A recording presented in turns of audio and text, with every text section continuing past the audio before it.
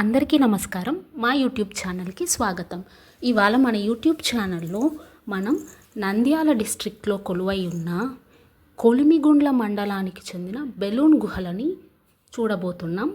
Balloon గుహలు అవి ఎలా ఏర్పడ్డాయి, వాటి చరిత్ర ఏమిటి, అక్కడ మనం ఏ ప్రాంతాలని చూడాలి, వీటిని మనం తెలుసుకున్నాం. అంటే బెలూన్ గుహల లోపల మనం ఏవి చూడాలో వాటి వివరాలు కూడా తెలుసుకుందాం. ముందుగా మేము ఇక్కడికి మా ఓన్ వెహికల్లోనే వచ్చాము. ఓన్ వెహికల్లో కాకుండా ఆర్టీసీ బస్సెస్లో కూడా రావచ్చు. ఆర్టీసీ బస్సెస్ ఇక్కడ అందుబాటులో ఉన్నాయి. నంద్యాల డిస్ట్రిక్ట్ దగ్గరలో మీరు ఎక్కడైనా వచ్చి అక్కడ నుండి మీరు ఆర్టీసీ బస్సెస్లో కానీ వెహికల్స్లో కానీ ఆటోస్లో కూడా రావచ్చు. ఎక్కువగా ఇక్కడికి కర్నూలు నుండి బెంగళూరు నుండి జనాలు వచ్చి దీన్ని సందర్శించుకున్నారు. మేము వచ్చినప్పుడు వాళ్ళే ఎక్కువగా ఉన్నారు. లోపలికి వెళ్ళాక మనము ఇక్కడ చాలా ప్రదేశాలు చూడాల్సి ఉంటుంది. వాటిని కూడా నేను చెప్తాను. ఇక్కడే car parking area, bikes parking area ఉంది. టాయిలెట్స్ కూడా రైట్ సైడ్ ఉన్నాయి. అంతేకాకుండా ఎంట్రన్స్లో మనం ఇందాక చూసినట్టు బుద్ధ విగ్రహం ఉంది. అక్కడ చాలామంది ఫొటోస్ తీసుకుంటూ ఉన్నారు. ఇక్కడ టికెట్ అనేది ఉంటుంది. ఎంట్రన్స్లో స్ట్రైట్గా వెళ్తున్నప్పుడు మనకు టికెట్ కౌంటర్ ఉంటుంది. టికెట్ కౌంటర్ కంటే ముందు మనకి కుడివైపున కొన్ని చిన్న షాప్స్ లాగా ఉంటాయి. అవి ఏంటంటే కొన్ని తిని పదార్థాలు, ఐస్ క్రీమ్స్ అలాంటివి అమ్ముతున్నారు. ఇంకోటి ఫిష్ స్పా అనేది ఉంది. ఇదంతా బెలూన్ గుహల లోపలికి వచ్చినప్పుడు ప్రాంగణం. బయట మనకు టిఫిన్ సెంటర్స్ కూడా ఉన్నాయి. తినాలనుకుంటే అక్కడ తినొచ్చు. భోజన సదుపాయం కూడా అవైలబుల్లో ఉంది. మీకు ఎదురుగా కనిపిస్తున్నది టికెట్ కౌంటర్. ఇవే కాకుండా అక్కడ చివర్లో పిల్లలు ఆడుకోవడానికి ఉయ్యాలలు కూడా ఉన్నాయి. ఎదురుగా కనిపిస్తున్న టికెట్ కౌంటర్ దగ్గరికి వెళ్దాం. ఇక్కడ మనకు పెద్దవాళ్ళకి 70 రూపాయలు తీసుకుంటున్నారు. ఇది ఇప్పుడు ఈ వీడియో నేను అప్లోడ్ చేస్తున్న టైంకి టికెట్ ధరలు. పెద్దవాళ్ళకి 70 రూపాయలు, చిన్నపిల్లలకి 50 రూపాయలు తీసుకుంటున్నారు. ఇప్పుడు మనం టికెట్ తీసుకొని లోపలికి వెళ్దాము. మీరు 10 తర్వాత రావాల్సి ఉంటుంది ఉదయము. అంతకుముందు ఈ గృహాలని ఓపెన్ చేయరు. ఇదే టికెట్ కౌంటర్. ఇక్కడే మనం టికెట్ తీసుకోవాలి. లోపలికి తిను పదార్థాలు తీసుకొని వెళ్ళకూడదని ఇక్కడ రాసి ఉంది. అంతేకాకుండా పొగ తాగడం వంటివి చేయకూడదని కూడా ఇక్కడ రాసి ఉంది. ఈ టికెట్ కౌంటర్లో మనం టికెట్ తీసుకొని లోపలికి వెళ్దాం. ఎంట్రన్స్ ఈ విధంగా ఉంది. ఇదే లోపలికి వెళ్ళే మార్గం. పదండి లోపలికి వెళ్దాం. దీని పక్కనే మనకి బెలూన్ కేవ్స్ అని ఈ విధంగా ఒక రాయి మీద చెక్కబడి ఉంది. ఇదంతా ఎంట్రన్స్ అన్నమాట. ఈ లోపలి ప్రాంతం నుండి బెలూన్ కేవ్ కిందికి కనిపిస్తుంది.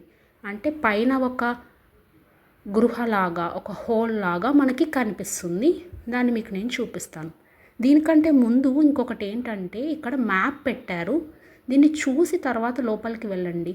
ఎందుకంటే ఇక్కడ లోపల ఏమేమి చూడదగ్గ ఉన్నాయనేది రాసి ఉంటుంది. కానీ ఇక్కడ ఒక విషయం ఏమిటంటే లోపల దారి ఎలా వెళ్ళాలి అన్నది క్లియర్గా వాళ్ళు మెన్షన్ చేయలేదు.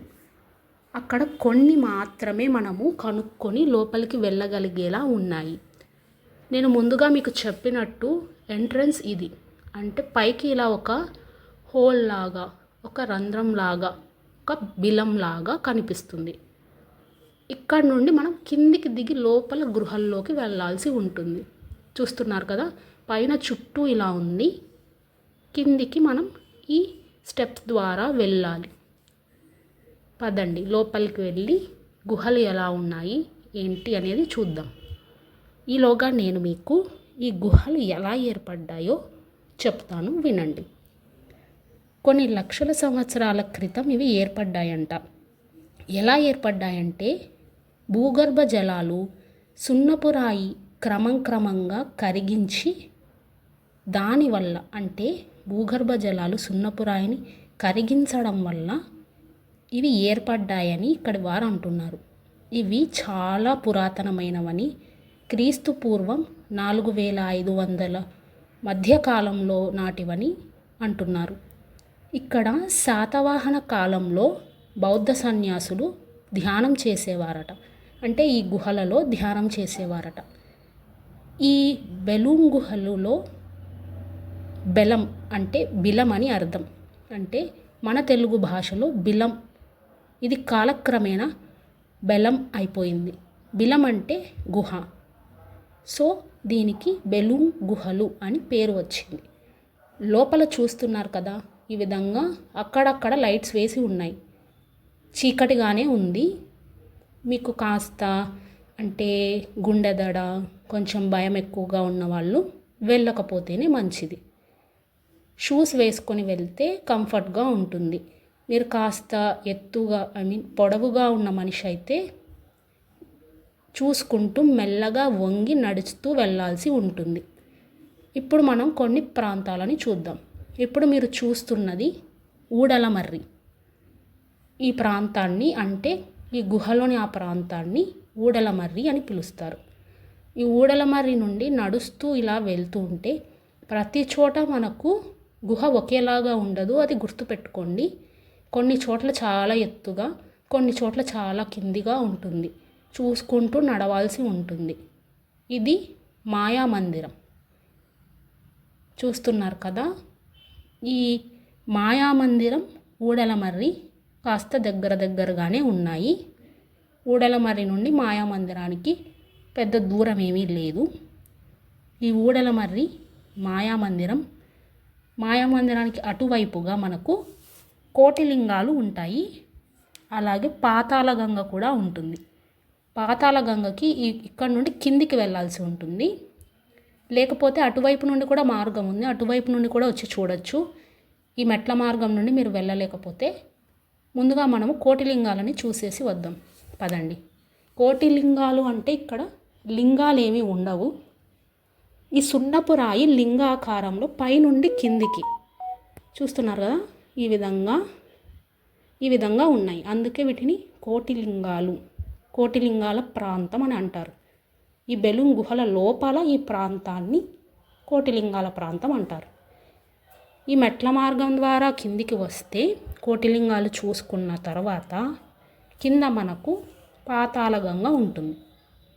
పాతాళగంగ అంటే ఈ బెలూమ్ గుహలలో మీరు నడుస్తున్న కొద్దీ అక్కడక్కడ మీకు నీళ్లు కనిపిస్తూ ఉంటాయి, తడి కనిపిస్తూ ఉంటుంది. మీరు పైన మీకు అందితే దాన్ని తాకి చూస్తే తేమ అనేది ఉంటుందన్నమాట. ఇప్పుడు నేను మీకు చూపిస్తున్నాను కదా, నా నీడ అక్కడ నీటిలో కనిపించింది. ఆ నీరే పాతాళగంగ. ఇక్కడ పైన ఎదురుగా కనిపిస్తున్నదే ఒక స్వామివారి విగ్రహం. చిన్న రాయిని అక్కడ ఏర్పాటు చేశారు. ఈ చుట్టూ ఉన్న తెల్ల సున్నపు రాయి ఈ విధంగా మనకు చక్కగా కనిపిస్తుంది. నేను మళ్ళీ చెప్తున్నాను, మీరు ఒకవేళ కాస్త భయస్థులైనా లేకపోతే దడ అలాంటి సమస్యలున్నా వెళ్ళకండి.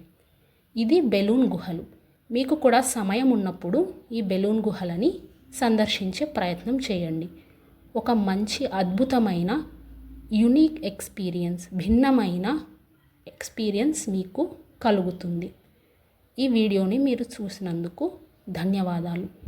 మా యూట్యూబ్ ఛానల్ని దయచేసి సబ్స్క్రైబ్ చేయండి. కృతజ్ఞతలు.